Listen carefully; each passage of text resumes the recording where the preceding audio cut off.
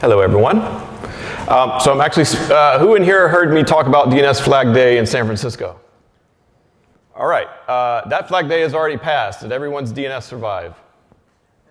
More or less, yeah, okay, all right.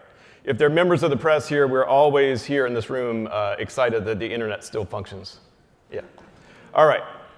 So of course, so the whole deal with DNS Flag Day in 2019 and then also the new one that we're gonna do next year is that the DNS protocol is, goodness, like 35 years old now. So we've made a lot of changes over the years to the protocol with mixed results on how people implement that. And what I mean by mixed results is very often things like firewalls will not implement exactly what the RFCs state they should implement. So this is really a lot of that push. What happens in the DNS world when firewalls or middleware boxes don't do exactly what they should by protocol, then DNS vendors have to sort of work around that and ensure that the user still gets the answer that they need, even though some boxes in between aren't plain nice in the protocol.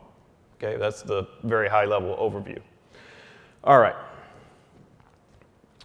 So when I say in this talk, we, this is the we that I'm referring to. So when I say the DNS community in this case, these are the folks that the organizations that participated in this Flag Day. So the one in 2019 was about ensuring that everyone that plays in the DNS protocol implementation space implements properly EDNS, or extension mechanisms for DNS, okay?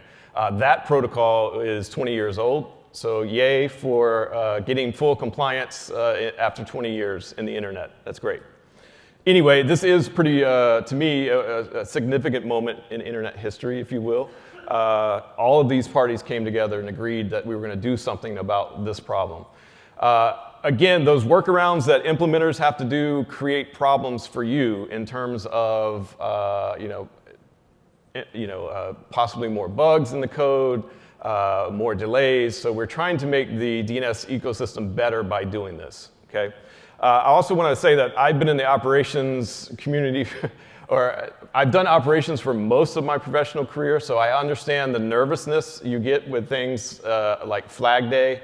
And the Flag Day name is a little, I won't say misleading, but it's a date by which the implementers are no longer going to work around brokenness. It is not a date in which your DNS is going to fall off the earth and you're no longer going to be visible on the internet, okay?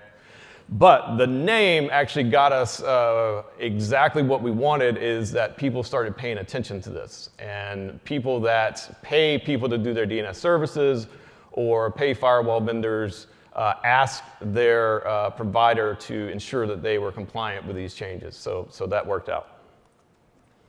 All right, yeah. So what do we have now? So we've passed we've passed the 2019 Flag Day, and so, as good engineers do, things went well, so then we have to do something else, right? So we started looking at the DNS, what problems remain? The main one that we're trying to fix with this new Flag Day in 2020, and I want to point out that, number one, the Flag Day date has not been set yet for 2020. One of the complaints to us in the DNS community was that we did not properly announce in good fashion the 2019 Flag Day. So we're trying to get out ahead of that issue this time around. So anyway, there are problems with fragmentation in DNS, particularly in the IPv6 realm. How many of you have had equipment that does not honor IPv6 extension headers, or have had or still have? Yes, okay, a couple of hands, okay. So anyway, this creates problems in terms of, particularly for DNS, that if fragmentation isn't handled properly, oftentimes this will cause problems for the clients. Now, we've worked really hard to work around that. So DNS works really hard to try to ask other servers the same questions if they don't get the answer that they expect or don't get an answer. But this really, again, creates a lot of delay in the DNS. One thing I want to say very clearly is this 2020 Flag Day does not mean that DNS is not going to still take place primarily over UDP. It will still mostly take place over UDP. What we are saying in 2020, which is the next slide, is number one, that you have to do, if you're going to do DNS as any kind of device or application, you have to be able to perform TCP. It doesn't mean that you will always, it just means that you have to be able to fall back to that if needed. If the answer is too large, we're not going to defragment at this point, so we're going to switch back to TCP or switch to TCP to ensure we can talk. So I said that the 2020 flag date has not yet been set. The other thing that is not quite set yet is what we're going to actually set the EDNS buffer size to. So the extension mechanisms for DNS allow for up to 4096 bytes in the DNS message, but again, there is a lot of equipment that can't handle things, and fragmentation starts to happen right around that 20 byte size. So we're thinking somewhere around in there is going to be what we set this to be, okay? Again, pointing out firewalls here, my apologies to the firewall vendors, but we're happy to help you try to decipher what the RFCs mean. If you're confused, we'd love to help, okay? Let's see here. Okay, so the other thing we got a lot of feedback on is your website, and I want to state a lot of this, please, from the operator perspective, what do you have to do today? The answer is nothing in terms of configuring things. So, yeah, but please still listen. Your job is to be aware of this and to go out to the dnsflagday.net site, and on there we will keep you updated and posted with things like the date and what we set this buffer size to be. Also on that site is a test tool. The test tool is in progress, so we'll be working on that in the coming weeks. You can do manual tests by firing off these example dig commands here.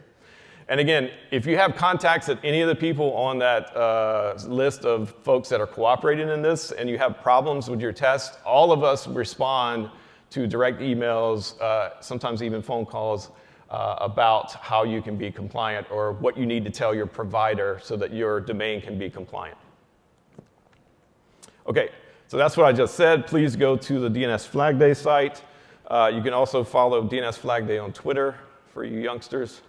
Yeah, and then talk to us at different places. And again, we're going to try to be more proactive in announcing what we're doing and when we're doing it. These are some really good references if you're sort of confused about what I'm talking about. One thing that I'd really like to highlight is Jeff Houston's link on here, and the slides will be available on the site. But Jeff really talks about the problem with the fragmentation in IPv6. V4 handles fragmentation very differently than V6, and the fragmentation in V6 does cause some very significant problems in the DNS. So I'd like to point that one out.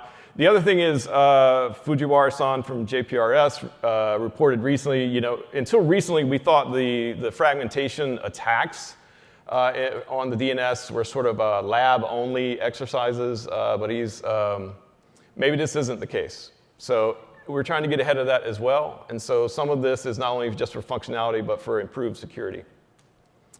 Let's see. And I thought I had one more slide, but I guess I do not. I do not. OK. Oh, this is the older one. It doesn't have, I'm sorry. This set doesn't have cat pictures in it. We did a new one that had cat pictures, and my apologies. That one didn't get updated. Anyway, it's my fault. OK. So with that, we have just a few minutes. If anyone has any questions about this, I'm happy to try to address them.